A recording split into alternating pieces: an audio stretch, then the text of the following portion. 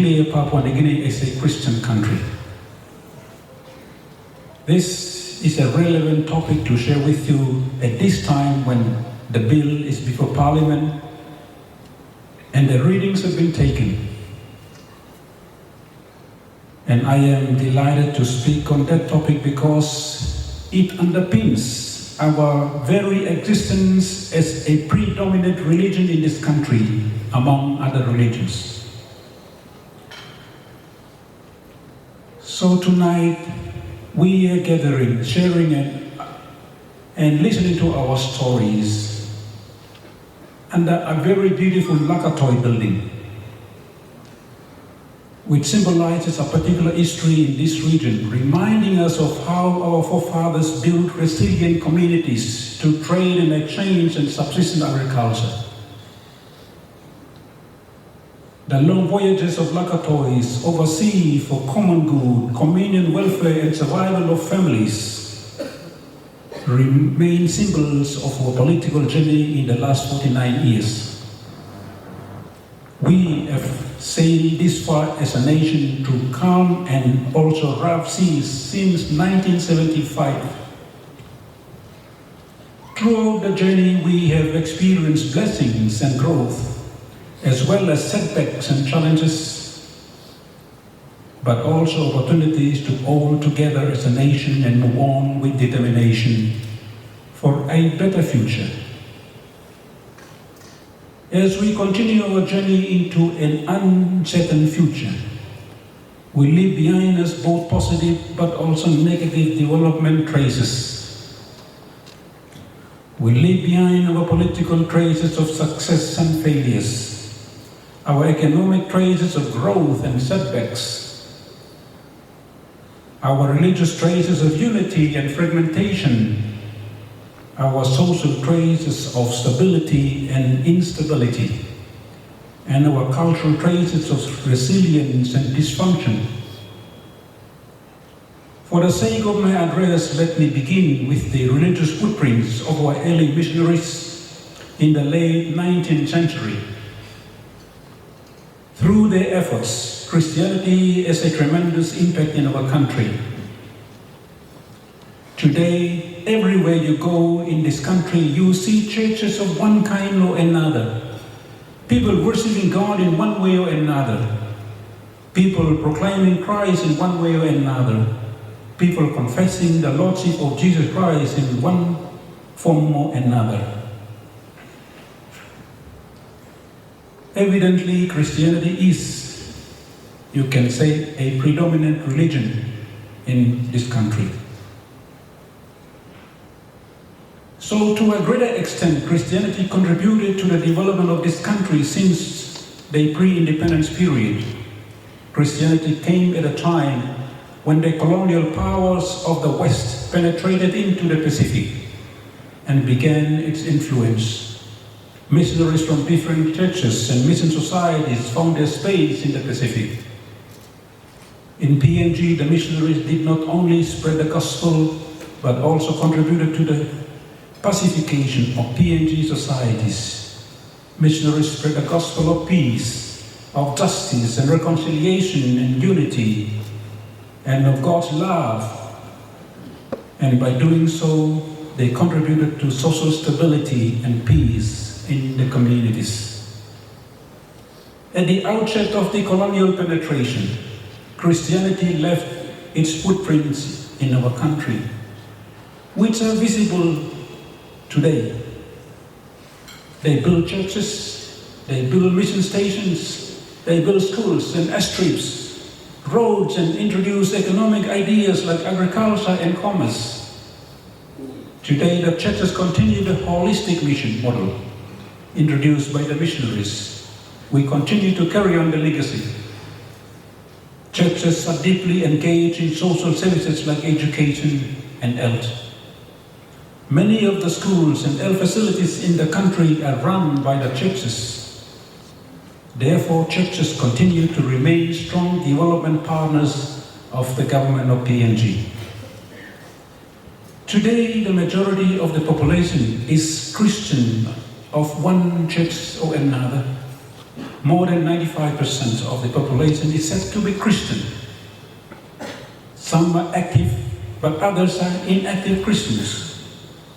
In every town or village you enter, you find one or several church buildings. Many people go to church, read their Bible, say their prayers, and worship God. Christianity is present in every space, at every home, in schools and institutions, in villages, towns and cities. Even in the political space, Christianity also has its influence. Our political leaders are Christians from one denomination or another. They know there is God, a supreme power beyond our human space. When they go to Parliament for meetings, they say prayers. They seek God's providence or seek God's help. Ask church pastors for prayers and blessings. And so we are witnesses of the Christian teachings and values passed down to us by our forefathers and mothers. When we became an independent nation in 1975, we made Christianity an inclusive part of our life, part of our society, and also part of our politics. This is evident also in the constitution of our country. In the constitution, we see the dreams and aspirations of our founding fathers, who I believe were Christians. When they put the constitution together, they inserted very clearly in the preamble of the constitution. And I quote, "By the authority of our inherent right as ancient, free and independent people, we the people do now establish this sovereign nation and declare ourselves under the guiding hand of God to be the independent state of Papua New Guinea." This is the blueprint set by our founding fathers. They laid the foundation of our nation under the guiding hand of God Almighty. They pass on to us the Christian faith, the mission, and the Christian teachings and values. At the outset of our political independence, our founding fathers admitted that the birth of a nation and its future should be in the guiding hand of God. There is no official declaration that PNG is a Christian country, but they acknowledge that we are a nation guided by God. This is an important piece of Christian element in the constitution of the country, which shows us the direction in our current debates on whether or not we should declare PNG as a Christian country. The phrase in the preamble of the Constitution, which I have made reference to already, is evident that in this country, God is not separated from politics and from development. Politics, development, and religion belong together. Christianity remains an integral part of our life, our communities, and our nation. God was acknowledged, His guidance was sought, and His presence was acknowledged when we gained independence. So when we became a nation, we began with God. We build our country on Christian principles. We offer prayers to God in schools, in workplaces, in public meetings, and even in the heart of our Parliament House. We permit Christian education to be taught in our schools. So traces of Christianity are visible everywhere. From the Christian point of view, God instituted governments on earth, but also churches. God instituted government, but governments can also be corrupt and dishonest. Political decisions can be good or even bad. Political leaders can be honest or dishonest because government is made up of people. However, no matter how bad that governments can be or how corrupt political leaders can be, that does not change God's original intention for order and justice in society. God established both government and church for the sake of order and stability in society. God placed the sword in the hand of the political institution and the word in the religious institution. Government functions under temporal earthly authority, and the church functions under divine heavenly authority. Both institutions exist for the sake of order, justice, and peace. Therefore, both institutions exist to fulfill God's will, and God's will is always good, even if governments fail or if political leaders become evil. From this perspective, the declaration to make PNG a Christian country is simply making God's will for humanity more visible, more realistic, more meaningful and relevant in the way we live as a nation. By making the declaration, we admit that God gave us this country with all its contents. So it is a gift from God to our ancestors who first settled on this island. It is a gift from God which has been passed down to us by our ancestors. It's a gift from God which we enjoy today. It's a gift from God which we must manage it properly, look after it well, and pass it on to the next generation coming after us. When we declare PNG as a Christian country by constitution, it goes with responsibilities. The responsibility of care, of good governance, of accountability, of honesty, and of transparency and integrity. We must take responsibility in our decisions, in the use of our resources, and in our development approach to make this country a better country where both the present and the future generations can enjoy. And therefore, the political decisions we make today about our country must have a positive impact on our children tomorrow. The resources of the country we reap today must be shared and preserved for our children tomorrow. The money we invest in development today must also benefit our children tomorrow. The infrastructure we build today must last to benefit our children tomorrow. So, what about our democracy, our religious freedom, and the challenges we face if we make this declaration? To declare PNG as a Christian country is not to say that we reject people of other religious faith or to suppress other religion. Our democratic pillars stand, and they are our guiding pillars to guide our political journey. We acknowledge freedom of religion as one of our democratic pillars that govern the way we live as a nation. If democracy is about right and freedom, our declaration will in no way threaten people of other faith in expressing their rights to practice their religion. We have religions like Judaism, Islam, Buddhism, or Hinduism, as well as other religions in this country already. And therefore, we must embrace and practice religious tolerance in the country to avoid conflicts and tensions between religions. The democratic principles of religious freedom in the country protects people of their religions.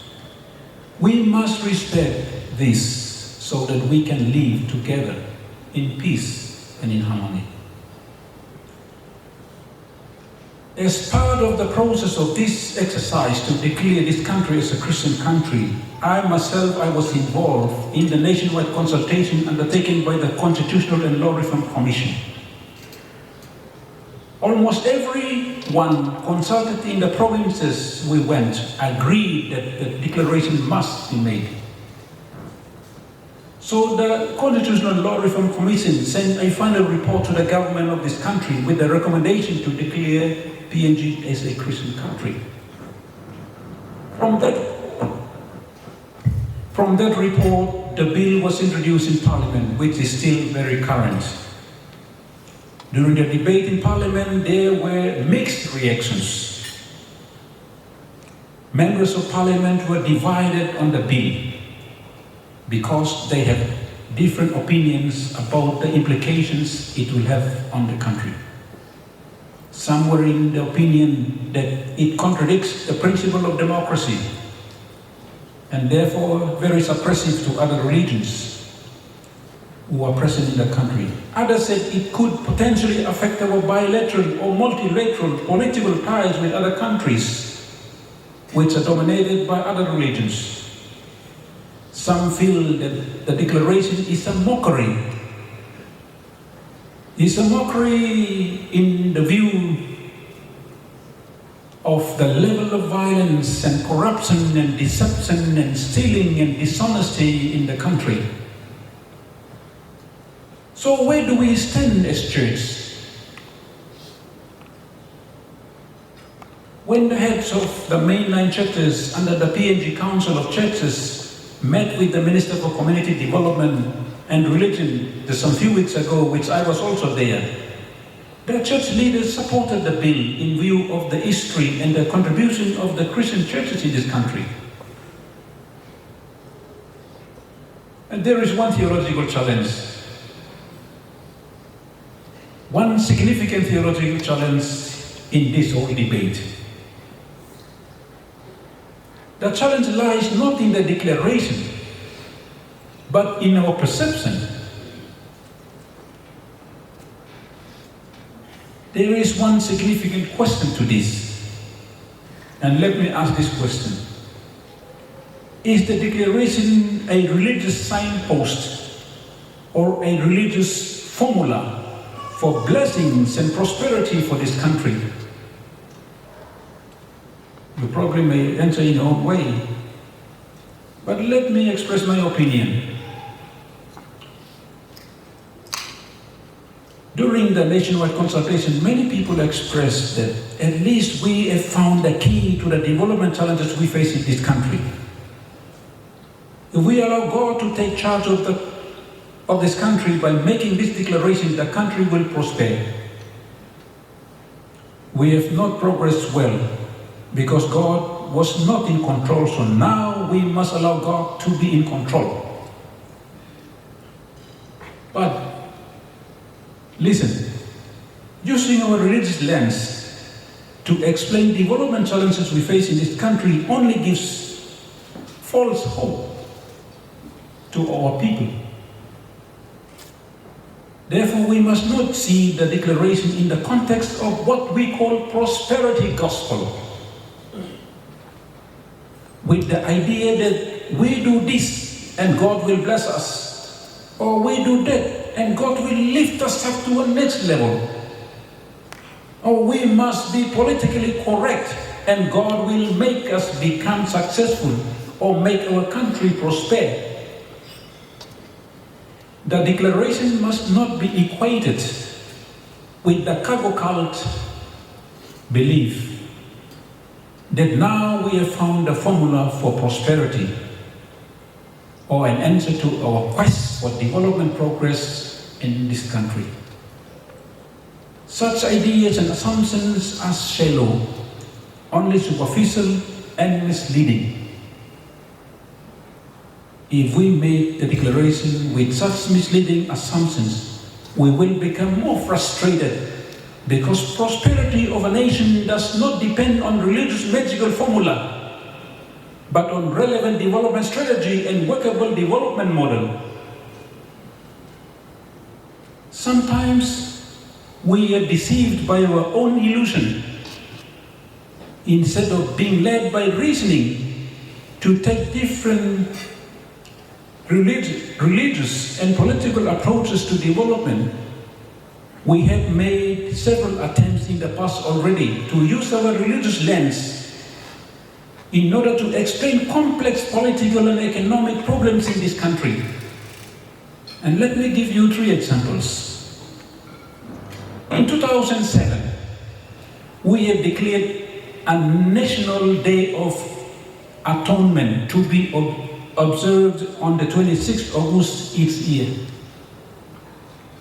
In the declaration, the late Grand Chief Michael Shamari said the people of PNG would always worship God of Israel.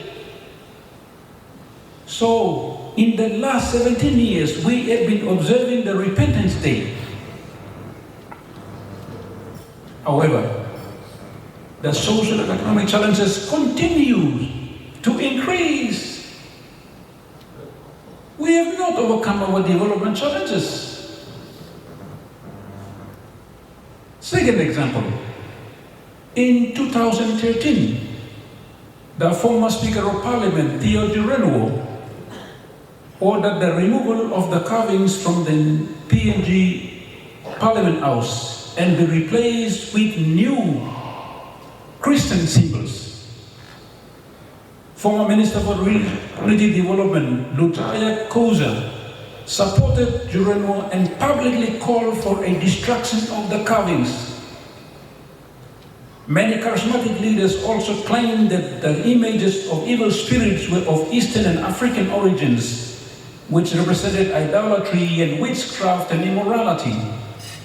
And therefore the country was cursed. The country was under curse and not progressing in development. However, Mr. Urame's Parliament restoration movement did not go unchallenged. Many Papua New Guineans went against this idea. They claimed that the carvings on the poles have cultural significance and were part of our tradition. And they criticized him and accused him of cultural genocide. And even late Grand Chief Michael Shamari attempted to take him to court even. And I think you were aware of this story. Then another picture came into the scene. We made another attempt. A Bible, a King James Version Bible, claimed to be 400 years old, was brought to PNG from America or somewhere. When the Bible arrived at Jackson's airport, political leaders and pastors were lining up there to receive the Bible with so much excitement. They carried the Bible around the city here in Port Moresby before it was brought to its resting place in the Parliament House.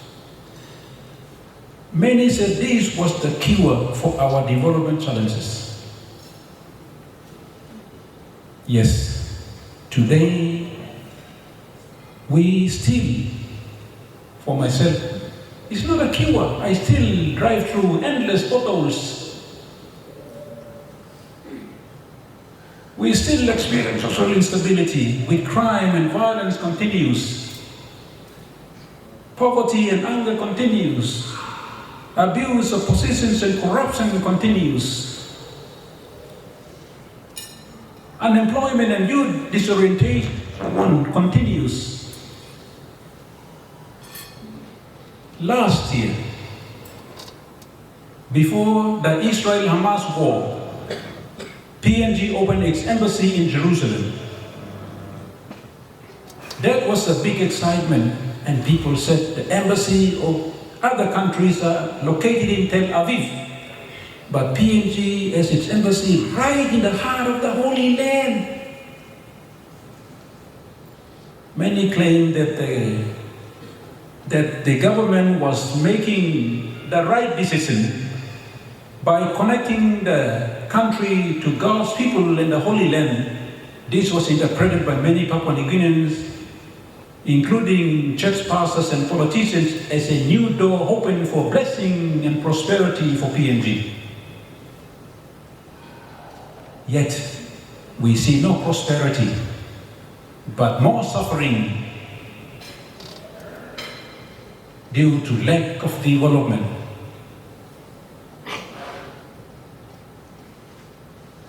Our founding fathers declared the nation under the guiding hand of God. Today we want to declare our nation as a Christian country. So the logical question is, what is expected of a country that is guided by God? A country whose people acknowledge God, our behavior must show that we are truly a Christian country. Our greatest challenge is not the declaration, but our mindset and our behavior. That is the problem. It is easy to put ink on the Constitution and the declaration, but it is not easy to show the declaration in the way we live as Christians, in the way we interact with one another, in the way we manage the resources of this country, in the way we use public funds for development, in the way we govern our people, in the way we conduct national elections and elect our leaders, in the way we apply democracy in our country. We are challenged by our own realities, and I must underline that the declaration is not a religious magical formula to reduce all the challenges we face in this country, to eradicate the corruption in our country, or to solve unemployment problem in our country, or to solve infant mortality in our country, or to reduce sickness and diseases in our country, to reduce poverty and hunger, to stop bribe and theft in the country. Issues will still remain. The country will not change by the declaration, will not progress by the declaration, will not prosper by the declaration, but it will change by changing our mindset and our behavior.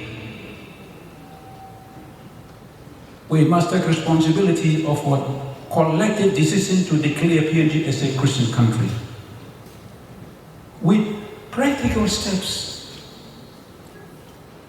Change our culture of greed and corruption and start developing positive attitude. Change our culture of stealing from public money and use every kina for development. Change our culture of aggression and violence and develop respectful attitude. Change our behavior that contributes to injustice and work towards justice and common good. Change our culture of deceit and cheating and promote honesty and truth. Change our culture of free handout and laziness and work hard and earn a living. Change our culture of bribery and dishonesty and develop noble fashion. Change from culture of self-gain and work towards the common good of the community. Let go of the self and embrace the communal and community concept. So I will finish now. My opinion is we must insert this small but an important piece of statement in the preamble of the Constitution to declare this country as a Christian nation. And I join also the other church leaders. But by doing so, I want to emphasize again that we must take responsibility of our declaration and start changing our mindset and our attitude. Without taking responsibility, the declaration will have no relevance to us, but only ink on paper, sitting idle in the Constitution book. I believe that the declaration will underscore the historical contribution of Christianity in this country. It will be a roadmap showing us the direction of our political journey. It will be a signpost reminding us and those coming after us of a religious foundation on which our nation is built. It will be our identity as people of a nation who believe in God. It will be a message ringing in our ears about our Christian principles and values. The values that we collectively embrace and pass them on to the next generation. Today, when our cultural and social and religious values are breaking down, or when they continue to evaporate into the air because of the progress of human civilization, with increased scientific innovations and new cultures, we must be guided by strong Christian principles and lay strong and religious and social foundation for our country. And therefore, the declaration is our foundation on which we stand, embracing God as our source to lead and guide us as we journey on as a nation. So, if we celebrate 50 years next year of our political independence anniversary, we will reaffirm our commitment of service to our nation and our solidarity to move on as a nation. With God's guidance, may this important signpost continue to remind us and the generation coming after us that God is supreme, God is the source of our life, and God is the source of our country, and we live and move about because of Him. Thank you.